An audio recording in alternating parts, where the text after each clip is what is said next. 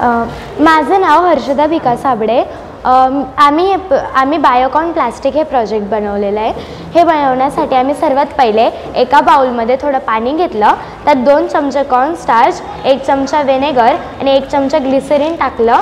हे व्यवस्थित मिक्स केल्यानंतर गॅसवर हे मिश्रण घट्ट होण्यासाठी ठेवलं।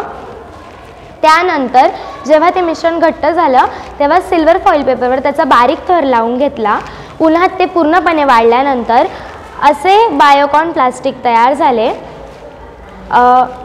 हे प्लास्टिक आपण दैनंदिन वापरात आणू शकतो, जसं की दुधाचे वहन करण्यासाठी, भाजीपाला व फळे वहन करण्यासाठी। आणि हे प्लास्टिक आहे हे वॉटरप्रूफ आहे, कारण यात आपण ग्लिसरीन वापरलेले आहे आणि ग्लिसरीनमध्ये ऑइल प्रेझेंट असतं, म्हणून हे जे प्लास्टिक आहे हे वॉटरप्रूफ आहे।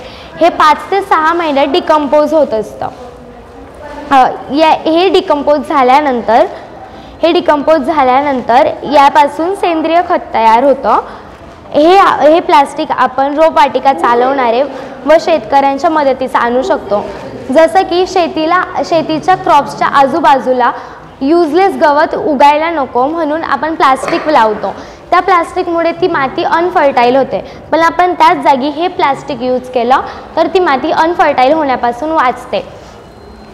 त्यामुळे आपण हे प्लास्टिक तिथे यूज करू शकतो। आणि एखाद्या ॲनिमलने हे प्लास्टिक चुकून खाल्लं तर हे प्लास्टिक त्याच्या शरीरात डायजेस्ट होऊन जातं, म्हणून लिव्हिंग ऑर्गॅनिझमला ह्या प्लास्टिकपासून कोणताच धोका नाही आहे। आणि हे प्लास्टिक 5 ते 6 महिने डिकम्पोज होऊन जातं। हे जे आहे हे आपलं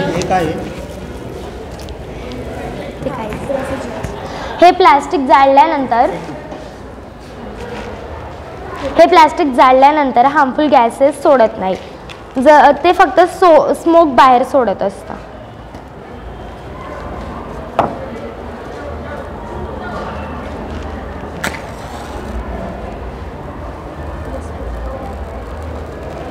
फक्त स्मोक या ठिकाणी ते बाहेर सोडतंय, हार्मफुल गॅसेस कोणतेच बाहेर सोडत नाही। हे साधारण पॉलिथिन आहे आणि हे आम्ही बनवलेलं प्लास्टिक आहे। हो, हे आम्ही आता साधं पॉलिथिन जाळतोय, याने बाहेर हार्मफुल गॅसेस सुद्धा पळतात आणि यामुळे पोल्युशन सुद्धा होतं।